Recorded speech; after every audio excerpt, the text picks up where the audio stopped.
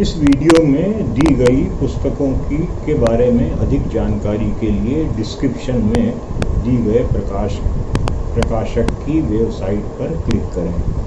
मैं प्रहलाद तिवारी आपका स्वागत करता हूं। मेरे समग्र उपन्यास खंड 7 में 2 उपन्यास छत्रपति शिवाजी, क्रांतिदर्शी सावरकर का समावेश है। छत्रपति शिवाजी भारतीय अस्मिता, अद्भुत पराक्रम, शौर्य, साहस और हिंद स्वराज्य के लिए निरंतर संघर्ष में महानायक के रूप में उभर कर आते हैं। वे इतिहास पुरुष हैं। उनका संघर्ष भारत की पराधीनता से मुक्ति के लिए जाना जाता है।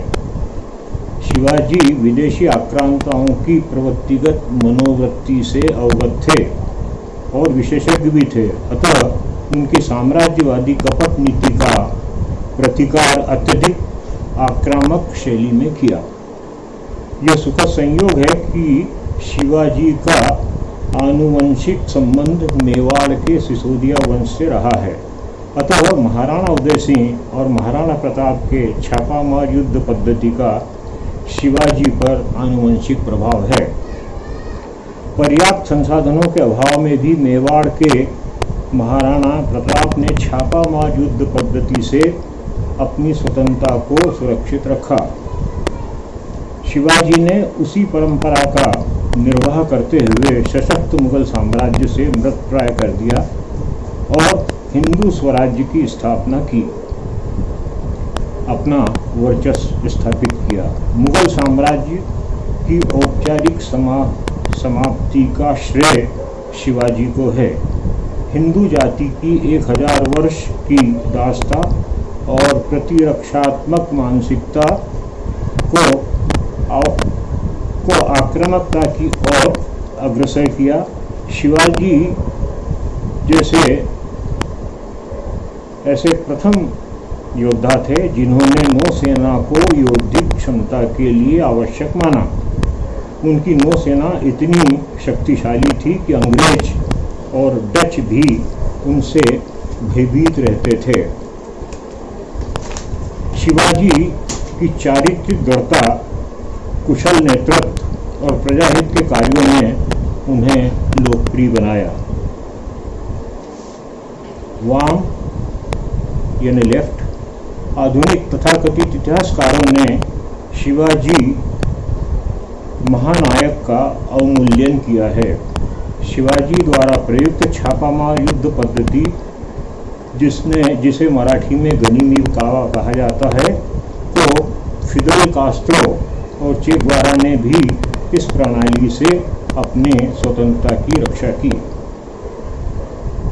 जाति गौरव संभवतः इतिहासकारों में नहीं है और वे पराधीनता में विदेशी आक्रांताओं को महान घोषित करने में अपनी क्षमता और ऊर्जा का प्रयोग करते रहे हैं।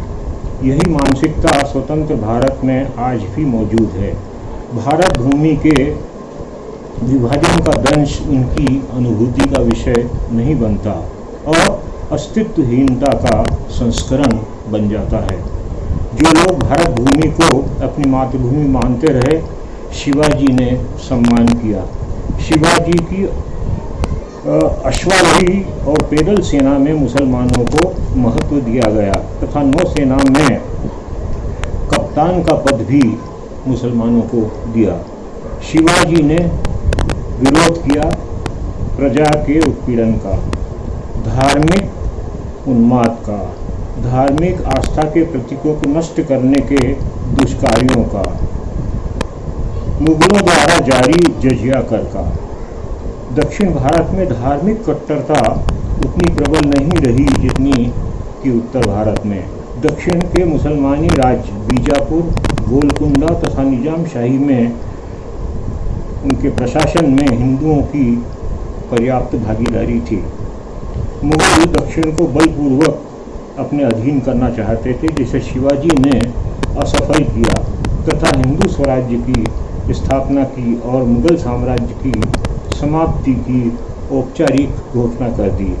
शिवाजी की चारित्रिक उच्चता का प्रमाण इससे मिलता है कि उन्होंने सेना को सख्त आदेश दिए थे कि युद्ध में बच्चों और स्त्रियों पर आक्रमण न करें और न ही उन्हें प्रताड़ित करें। आज्ञा के उल्लंघन पर कठोर दंड की सजा दी जाती थी। स्वराज्य स्थापित करने के लिए धन की आवश्यकता होती है। शिवाजी ने मुगलों का खजाना लूटा। मुगल स्वयं जनता का शोषण कर लूट मचाते थे। लुटेरे के धन को लूटना अनैतिक नहीं माना जा सकता। मुसलमानों में शासन करने की लालसा बढ़ती गई। वे मूलतः धर्म प्रचार के लिए भारत में आए थे। महाराष्ट्र में क्रांति यकायक नहीं हुई, उसके मूल में धर्म क्रांति प्रभावी थी। शिवाजी भोसले वंश के थे। उनका संबंध राजस्थान के मेवाड़ राजघराने के सिसोदिया वंश से था। समय चक्र से मुगलों के आक्रमण के कारण अंतिम वंशज देशराज राजस्थान छोड़कर दक्षिण चले गए। देशराज का वंशज दौलताबाद के निकट बेरूल नामक गांव के भोसले दुर्ग में बसे थे, अतः भोसले कहलाए। भोसले वंश में संभाजी के दो पौत्र मालोजी और विठूरजी हुए। मालोजी शिवाजी के पितामह थे और लखूजी यादव के अधीन शिलेदार के पद पर कार्यरत थे। शाहजी शिवाजी के पिताजी थे। शाहजी अपने पिता के साथ दरबार जाया करते थे। पिता मालोजी की मृत्यु के पश्चात निजाम शाही ने शाहजी को जागीर और पद प्रदान किया। 1630 में निजाम शाही के पतन के पश्चात शाहजहां के यहाँ चले गए तथा पुणे और सूपा की जागीर उन्हें प्रदान की गई। शिवाजी के जन्म के समय शाहजी निजाम शाह की ओर से मुगलों से युद्ध कर रहे थे। शिवाजी पर उनकी माता जीजाबाई का प्रभाव था। औरंगजेब ने दिल्ली पर सिंहासन प्राप्त करने के लिए शिवाजी से सहायता मांगी थी, लेकिन शिवाजी ने स्वीकार नहीं किया। इस संबंध में औरंगजेब ने शाहजहां को सिंहासन से उतारने में सहायता के लिए पत्र लिखा था। उस पत्र को शिवाजी ने कुत्ते की पूंछ में बंधवा कर पुणे शहर में घुमाया था। सिंहासन प्राप्त करने पर औरंगजेब यह अपमान भूला नहीं था। अली आदिल शाह ने सब सरदारों को शिवाजी का दमन करने में सहयोग के लिए बुलाया। शिवाजी के नाम से सरदार कांपते थे। अफजल खां बीजापुर के अली आदिल शाह के मामा का पुत्र था और दरबार में उसे प्रथम श्रेणी का पद प्राप्त था। शिवाजी की जागीर में अफजल खां की बातों में आकर मुस्तफ़ा खां ने उत्पात मचाया, जिसमें शिवाजी के बड़े भाई संभाजी मारे गए। अफजल खां बाई का सूबेदार था। शिवाजी को जिंदा या मुर्दा पकड़ने के लिए 12,000 घुड़सवार, गोला बारूद और असलहा दिया। उसने कहा, मैं उसके ही घोड़े पर कैद करके लाऊंगा। अफजल खां शिवाजी पर आक्रमण के लिए प्रस्थित हुआ। उसने बीजापुर के उत्तर में भोसले परिवार की कुलदेवी के मंदिर को नष्ट करने का विचार किया। उस परिस्थिति में मूर्ति को मंदिर से हटाकर छिपा दिया गया था। अफजल खां ने एक गाय मारकर मंदिर में फेंक दी। दूतों के माध्यम से मिलना निश्चित हुआ। शिवाजी ने अपने सिर पर लोहे का शिरस्त्राण पहनकर उसके चारों ओर साफा बांधा, अपने बाएं हाथ में बागनक लिया और अंगरखे में बाईं भुजा में छोटी सी कटार यानी बिच्छू छिपा कर रखा। शिवाजी मंच पर चढ़े और अफजल खां के आगे झुके। शिवाजी को बाहु पाश में भरना चाहा, पकड़ मजबूत कर ली। अफजल खां ने शिवाजी की गर्दन को बाईं भुजा से दबा लिया। शिवाजी ने बागनक अफजल खां के पेट में घुसेड़ दिए और बिच्छू कटार पीठ में। संभाजी कावजी ने अफजल खां का सिर काटकर शिवाजी को भेंट किया। युद्ध सामग्री शिवाजी को प्राप्त हुई। जीजाबाई के आदेश पर शिव को उसके अफजल खां के सिर को पहाड़ी पर गाड़ दिया गया। औरंगजेब को शिवाजी के आक्रमणों का पता चला। उसने शाइस्ता खां को आदेश दिया कि शिवाजी ने जिन जिन स्थानों पर कब्जा किया है उन्हें छीन लो। उन्हें की नाकेबंदी कर दी गई। शाइस्ता रात्रि में शिवाजी ने अपने साथियों के साथ अचानक आक्रमण कर उसका अंगूठा काट दिया। युद्ध के लिए धन की आवश्यकता होती है, अतः शिवाजी ने सूरत को लूटा और धन प्राप्त किया। पुरंदर के किले के पतन के समय जयसिंह ने औरंगजेब से मिलने का आग्रह किया। जयसिंह के बारंबार आग्रह पर वे तैयार हुए। औरंगजेब ने शिवाजी को जिस दरवाजे से प्रवेश करना था बहुत नीचा बनवाया ताकि शिवाजी झुककर सलाम करने लगे। शिवाजी तनकर सिर पीछे की ओर करके गए। वहाँ औरंगजेब ने स्वागत में एक भी शब्द नहीं कहा। उन्हें 5000 पद देकर अपमानित किया। शिवाजी विवश थे। उन्हें नज़रबंद कर दिया गया। यहाँ उन्होंने बीमारी के बहाने खबर फैला दी कि उनका स्वास्थ्य सुधर रहा है। नियमित मिठाई फलों के टोकने बाहर भिजवाने लगे। एक दिन शिवाजी ने हीराजी फरजंद को पलंग पर लिटाकर स्वयं टोकनों में बैठकर चले गए। उनके विश्वासपात्र न्यायाधीश नीराजी राव जी उनकी प्रतीक्षा में घोड़ों सहित आगरा से 6 मील दूर तैयार खड़े थे। साधु सन्यासी के वेश में वे प्रस्थित हुए। शिवाजी को गिरफ्तार करने के लिए के प्रयास जारी हुए। मथुरा पहुंचकर शिवाजी ने 3 दक्षिणी ब्राह्मण कृष्णाजी, काशीजी, विश्वाजी, तीनों भाई पेशवा मोरोपंत के साले थे। बालक संभाजी को उनके यहाँ छोड़कर उड़ीसा में पूरी होते हुए अंततः रायगढ़ पहुँच गए। बाद में संभाजी को बुला लिया गया। शिवाजी स्वामी रामदास के शिष्य थे। उनसे दीक्षा ली। शिवाजी का राजध्वज भगवा था जिसे उन्होंने स्वामी रामदास के वस्त्रों से लिया था। सितारा विजय के पश्चात शिवाजी वहाँ ठहरे थे। रामदास अपनी शिष्य मंडली के साथ भिक्षा मांगते हुए वहाँ आए। शिवाजी की उपस्थिति की जानकारी नहीं थी। रामदास भिक्षा के लिए द्वार पर खड़े। शिवाजी ने भिक्षा पात्र में एक कागज का टुकड़ा डाल दिया। समर्थ रामदास ने कहा, शिवा, ये कैसी भिक्षा? एक मुट्ठी चावल देता तो दोपहर का भोजन बन जाता। जब उन्होंने कागज पढ़ा तो संपूर्ण राज्य का दान पत्र था जिसमें उन्होंने संपूर्ण राज्य स्वामी रामदास को सौंप दिया था। राजा राज करना क्षत्रियों का काम है, सन्यासियों का नहीं। बहुत आग्रह करने पर उन्होंने कहा कि मेरा राज्य मानकर प्रबंधन करो। क्रांतिदर्शी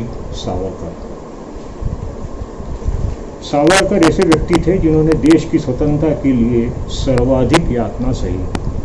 उनका सूत्र वाक्य था, यदि तुम आओ तो तुम्हारे साथ, न आओ तो तुम्हारे बिना, विरोध करते हो तो तुम्हारे बावजूद। स्वतंत्रता का संघर्ष चलता रहेगा, हमारा महान उद्देश्य है। सावरकर का अभिशप्त जीवन, जिसे चुनौतियों में वृद्धि की, असामान्य ओजस्विता का प्रदर्शन किया, हताश और निराश को जीविता प्रदान की, देश के मुख्य हिंदू धारा को गौरव और आत्मसम्मान प्रदान किया, मृत्यु की अवज्ञा की, अपनी ही शर्तों पर उसका आलिंगन किया। वे महान क्रांतिकारी के साथ इतिहास अध्येता और महान साहित्यकार भी थे। सावरकर की जीवनी लिखने के पश्चात मुझे लगा कि उनके सृजनात्मक लेखन से पाठकों को अवगत कराया जाए। उनके उपन्यास काले पानी यानी काला पानी और मोकल्याचे बंद अर्थात मला काय त्याचे, मोकलों का विद्रोह अर्थात उससे मुझे क्या,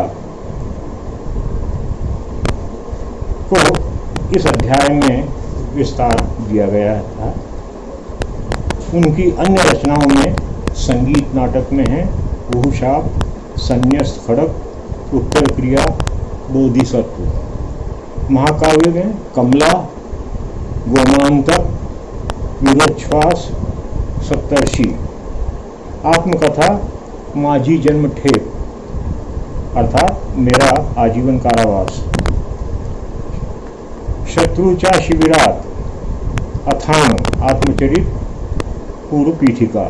हिंदुत्व से संबद्ध, हिंदुत्व, हिंदू दर्शन, हिंदुत्वाचे पंचप्राण, हिंदू पद पातशाही। आलेख में मेजनीचे आत्मचरित्राची प्रस्तावना, गांधी गोंधळ अर्थात गांधी आपाधापी, लंडनची बातमीचे पत्रे, गरमागरम चिवडा, तेजस्वी तारे, जातुच्छेदक निबंध और विज्ञानिष्ठ निबंध और सावरकराची सामाजिक भाषणें, सावरकराची राजकीय भाषणें यानी सावरकर के सामाजिक और राजकीय भाषण। 1857 का स्वतंत्र summer, the war of independence, Savarkar ने इतिहास के गहन अध्ययन और पूर्वाग्रह रहित दृष्टिकोण से लिखा है। इस बृहद ग्रंथ को ब्रिटिश सरकार ने प्रकाशन के पूर्व प्रतिबंधित कर दिया। गोपनीय रूप से हॉलैंड में प्रकाशित हुआ और गोपनीय रूप से इसे भारतवर्ष में भेजा गया। इस ग्रंथ में 1857 की क्रांति को विस्तार से और मूल कारणों सहित दर्शाया गया है। सावरकर ने मुस्लिम तुष्टीकरण की नीति पर हर मंच पर विरोध किया। सावरकर ने स्वप्न देखा था भारत की अखंडता का, लेकिन सत्तारूढ़ कांग्रेस की नीति के कारण देश का विभाजन अत्यंत दुख के साथ जीवन के उत्तरार्ध में उन्हें देखना पड़ा। गांधी जी की ऐतिहासिक भूल, खिलाफत आंदोलन का समर्थन करने का परिणाम देश को विभाजन के रूप में देखना पड़ा। अस्पृश्यता निवारण, धर्मांतरित हिंदुओं का शुद्धिकरण का श्रेय सावरकर को दिया जा सकता है। महात्मा गांधी की हत्या में सावरकर को आरोपी बनाया गया। न्यायालय से निर्दोष प्रमाणित होने पर भी कांग्रेस ने उनकी छवि को धूमिल करने का दुष्प्रयास किया और यह सिलसिला जारी है। सावरकर को विस्मृति के गर्त में धकेला गया। महात्मा गांधी की परम अहिंसा, absolute violence, non violence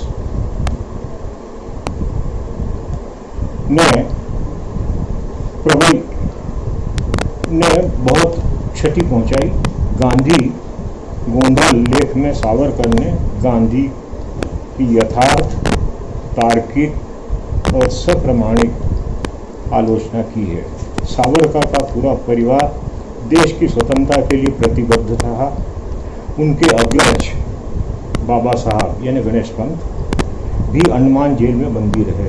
Savarkar Andaman में नारकी यातनाओं से गुजरने के बाद मुक्त हुए, लेकिन उसके पश्चात भी नजरबंदी झेलना पड़ी। सावरकर का जन्म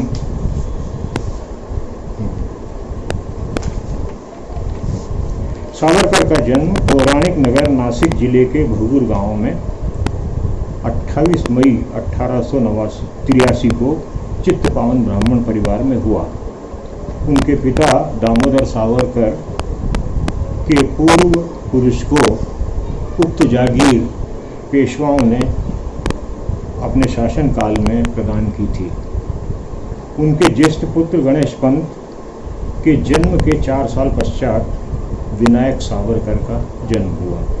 विनायक सावरकर पर माता के धार्मिक संस्कारों का प्रभाव पड़ा। पिता ने मोरोपंत द्वारा लिखित संशय रत्नमाला कंठस्थ करा दी बालक को। काव्य रचना के संस्कार यहीं से सावरकर में उत्पन्न हुए। पुणे से प्रकाशित जगतित क्षेत्र पत्र में विनायक की कविताओं का प्रकाशन हुआ। तीसरी कक्षा तक की अंग्रेजी घर पर ही पढ़ ली। 14 वर्ष की आयु में सावरकर ने देशी फटका कविता लिखी, जिसमें देशवासियों से विदेशी वस्त्रों के बहिष्कार का आह्वान किया गया था। 1897 में राजनीतिक आंदोलन चरम पर था। स्वतंत्रता आंदोलन के लोकमान्य तिलक को गिरफ्तार कर लिया गया। सावरकर ने एक ही दिन में 3-3, 4-4 सभाओं में भाषण देकर जनता में स्वतंत्रता की चेतना जागृत की। 1901 में विनायक सावरकर ने मैट्रिक की परीक्षा उत्तीर्ण की और फर्ग्यूसन कॉलेज में प्रवेश लिया। लोकमान्य तिलक के साथ इस अवधि में विदेशी वस्त्रों की होली जलाई गई। 9 जून 1906 में श्यामजी कृष्ण वर्मा की छात्रवृत्ति के फलस्वरूप वे इंग्लैंड में कानून का अध्ययन करने के लिए गए। इंडिया हाउस के संस्थापक श्यामजी कृष्ण वर्मा थे। इंडिया हाउस की क्रांतिकारियों के समर्थक थे।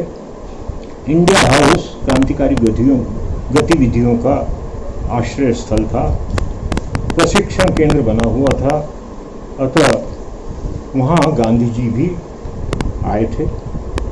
गांधी जी ने जब वे इंग्लैंड में थे, सावरकर की सशस्त्र क्रांति और हिंसा की निंदा करते हुए वध पंथ कल्ट ऑफ किलिंग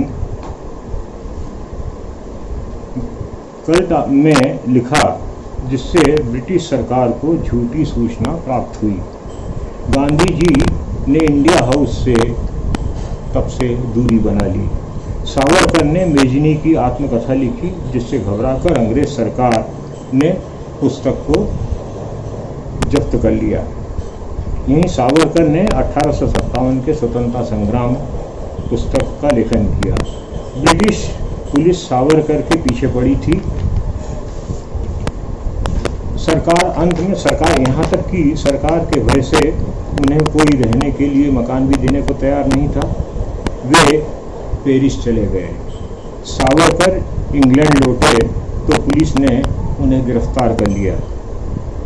उन्हें भारत भेजने का निर्णय लिया गया।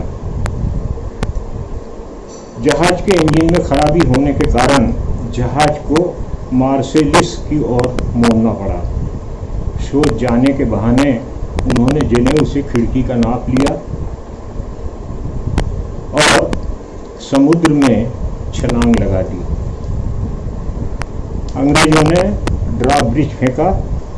सावरकर फ्रांस की सीमा में पहुंच गए थे। उन्होंने फ्रांस पुलिस से कहा कि मुझे चोर कहकर के जो पीछे भाग रहे हैं, मैं चोर नहीं हूं, आप मुझे गिरफ्तार कर लीजिए, पुलिस स्टेशन ले चलो। लेकिन उस फ्रांस के सिपाही ने रिश्वत लेकर सावरकर को अंग्रेजों के सुपुर्द कर दिया।